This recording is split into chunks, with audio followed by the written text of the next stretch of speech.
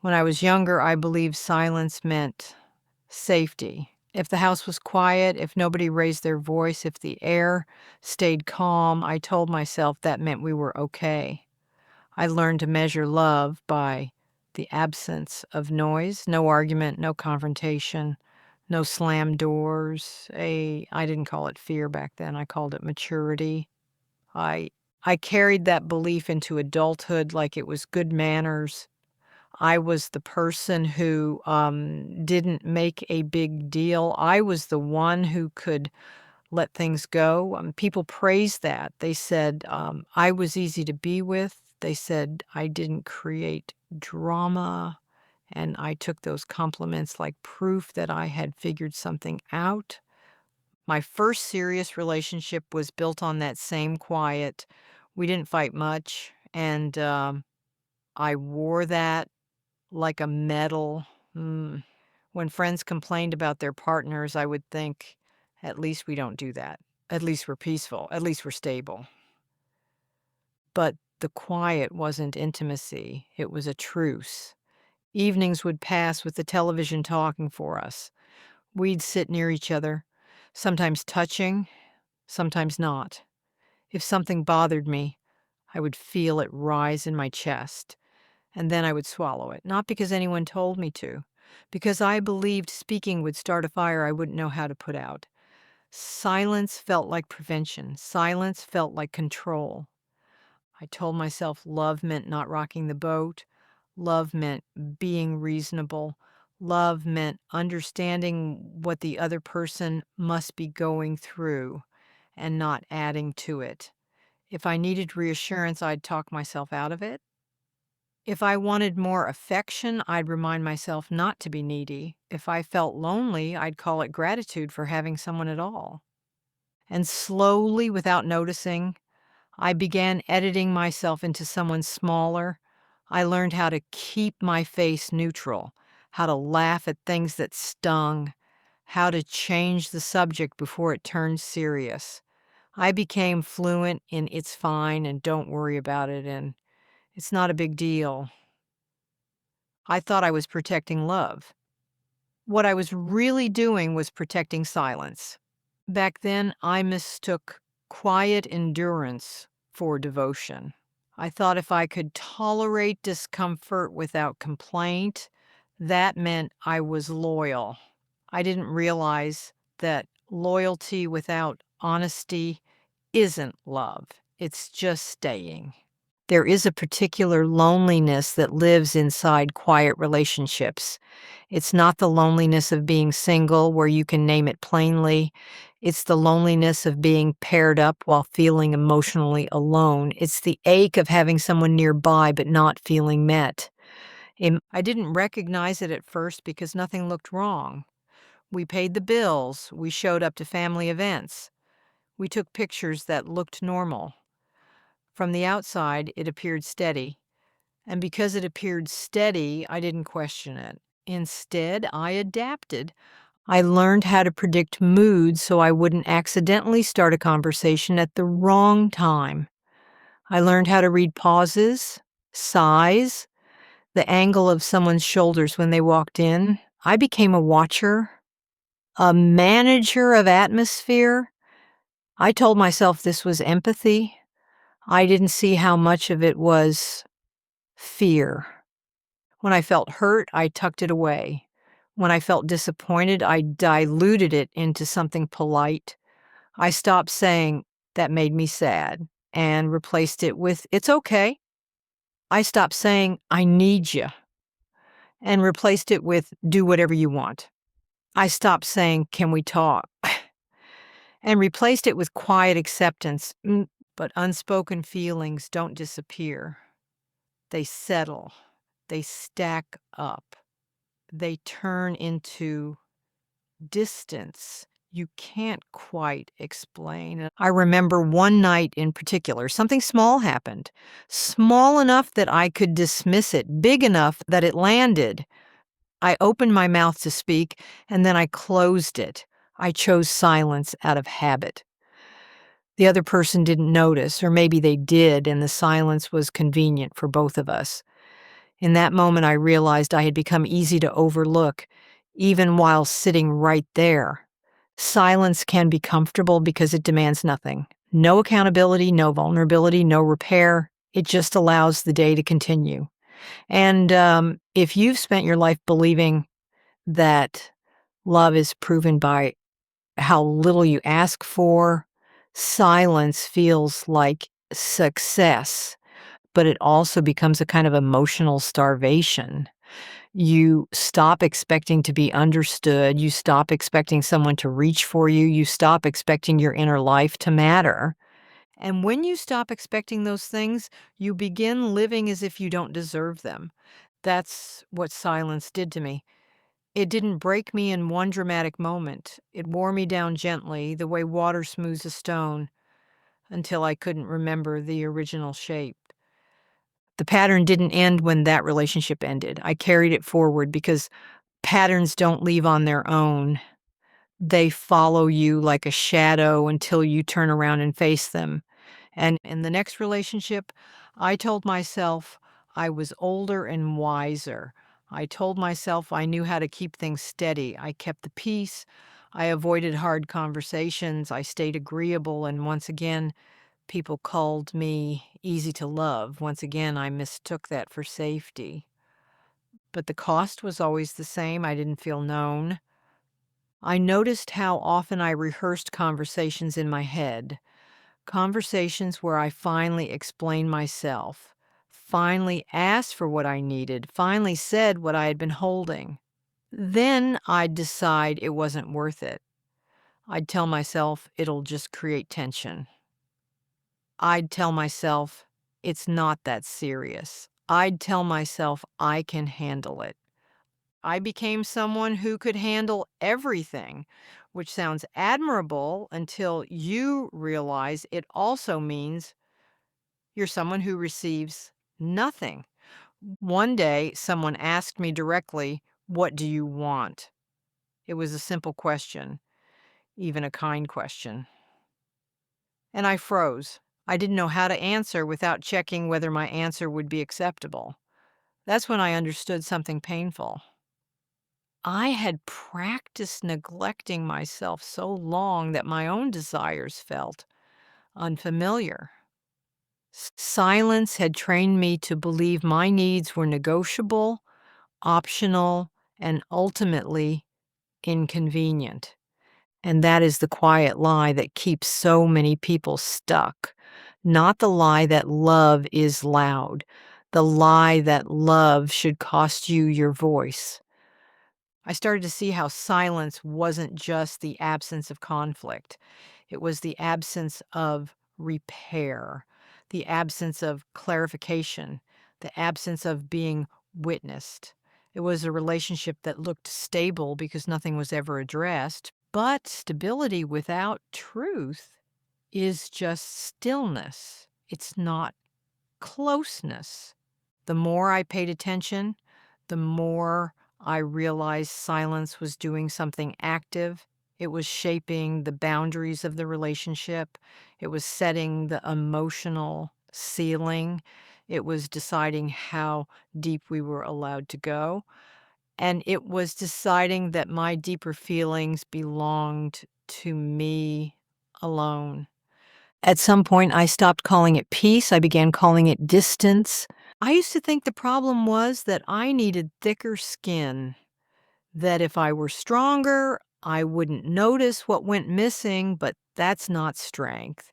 That's just training yourself not to feel your own life. There were little tells I ignored.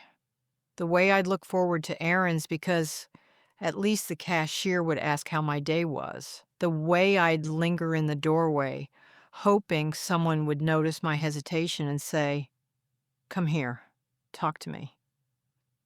The way I'd grow attached to small kindnesses from strangers because they felt warmer than the quiet at home. And the strangest part is this: I wasn't being mistreated in obvious ways. No shouting, no cruelty, nothing I could point to and say, that's the reason. It was just absence. And absence is hard to prove. Absence is hard to explain. Absence makes you doubt yourself. So, I stayed quiet longer than I should have because I thought I needed a stronger reason to speak. I didn't understand then that I feel alone in this is already a reason. That I miss you is already a reason. That longing is not a crime. Silence didn't just keep peace, it kept me from naming what I deserved. The shift began with small, almost accidental honesty. It wasn't a grand declaration. It was moments where I was tired of swallowing things, moments where the truth slipped out before my fear could intercept it. The first time I said, "That actually hurt," my heart raced like I had done something dangerous. I waited for anger. I waited for dismissal. I waited for the familiar shutting down. Sometimes the shutdown came and that taught me something. Sometimes it didn't and that taught me something too.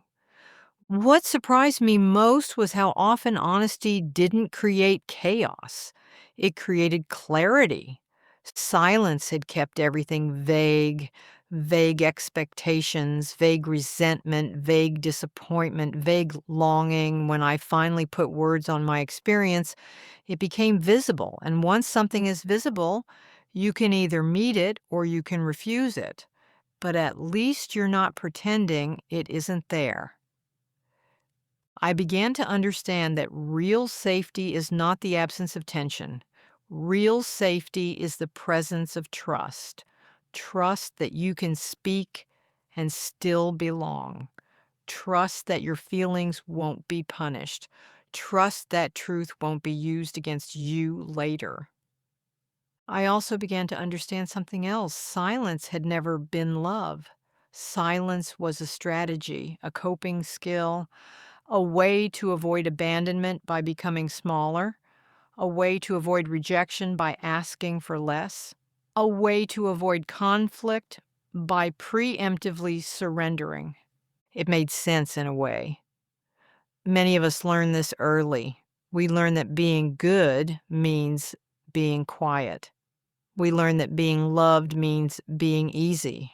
We learn that making your needs visible is risky. But adulthood is supposed to be where you unlearn what no longer serves you. I had to face the uncomfortable truth that I had been choosing silence to protect myself, not to deepen love. I had been mistaking tolerating discomfort for being mature. I had been calling numbness peace. And once you see that, you can't unsee it. The first honest conversations felt awkward. My voice felt shaky. I didn't always say things perfectly, but something in me began to return, a sense of presence, a sense of dignity, a sense that my inner world mattered enough to be spoken aloud. That's when I started to realize love is not proven by how much you can endure quietly.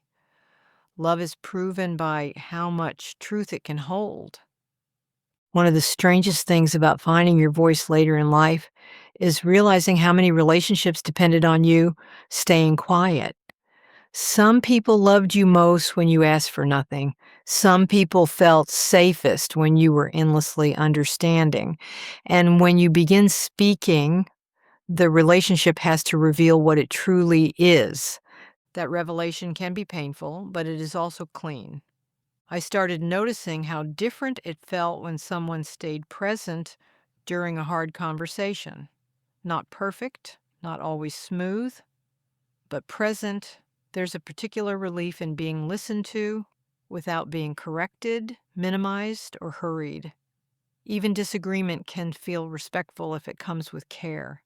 Silence had taught me to fear discomfort, but discomfort is not automatically danger. Sometimes it's simply growth. I began practicing small truths. I'm not okay with that. I need more time. That doesn't work for me. I felt lonely yesterday. These weren't attacks. They were information. But in a life trained by silence, information feels like rebellion. The more I practiced, the more I understood that intimacy requires participation. You can't be deeply loved while staying hidden. You can't be truly chosen while refusing to be seen. Silence may keep a relationship intact, but it also keeps it shallow. And shallow love has a way of looking fine until you need it. When sickness comes, when grief arrives, when life changes shape, you need more than polite quiet. You need the kind of connection built on truth. You need someone who knows your interior, not just your schedule. I think of all the years I spent calling myself low maintenance. What I really meant was self abandoning. I wasn't maintenance free. I was learning to maintain everyone else's comfort at the expense of my own. I also started noticing the difference between quiet that feels restful and quiet that feels heavy. Restful quiet feels like shared ease. Heavy quiet feels like holding your breath. One expands you, the other shrinks you. Now, I pay attention to that feeling. If I feel myself shrinking, I treat it as a signal, not a personal failure. A signal that something needs to be said, because love shouldn't require you to disappear to keep it calm. Calm is not the same as closeness, and silence is not the same as care. I want to say this gently, especially to anyone who recognizes themselves here. I don't blame the version of me who chose silence. Silence protected me when I didn't have better tools. It kept me connected in environments where truth wasn't welcomed. It helped me survive moments where being outspoken would have cost me safety. But protection has an expiration date. What saves you at 20 can trap you at 60. What kept you safe in one season can keep you lonely in the next. And that's not a moral failing, that's simply growth. Learning to speak wasn't just learning to talk, it was learning to tolerate the discomfort of being real.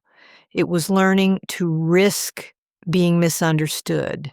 It was learning to let someone see me and accept that I couldn't control their response. That was hard. I had built a life around controlling responses, around smoothing edges, around preventing conflict. Speaking felt like stepping into weather without an umbrella. But little by little, I learned something important. My voice wasn't the problem. The absence of my voice was. When I stopped treating my needs like inconveniences, I became more present. When I stopped apologizing for having feelings, I felt lighter. When I stopped performing easy, I started living honestly. And here's the surprising part. In the right relationships, honesty doesn't make you harder to love. It makes love more accurate, more real, more grounded. It allows the other person to meet you instead of a carefully edited version of you. In the wrong relationships, honesty reveals a different truth. It shows you where your voice is unwelcome. It shows you where you were only valued as long as you were quiet. That can hurt, but it also saves you years. Silence offers false stability. Truth offers real information. As I aged, I began caring less about being liked and more about being known. I began valuing peace that comes from alignment, not peace that comes from suppression. I began understanding that love should feel like space to breathe, not pressure to behave. If you've spent a lifetime believing silence is love, it can feel terrifying to do anything else. But you don't have to start with a speech. Start with one sentence you've been afraid to say. Start with naming one feeling out loud. Start with telling the truth in a small, steady way. That's how a life returns to you. Learning to speak didn't make me fearless, it made me honest about the fear. I started noticing how my body reacted before my mind did.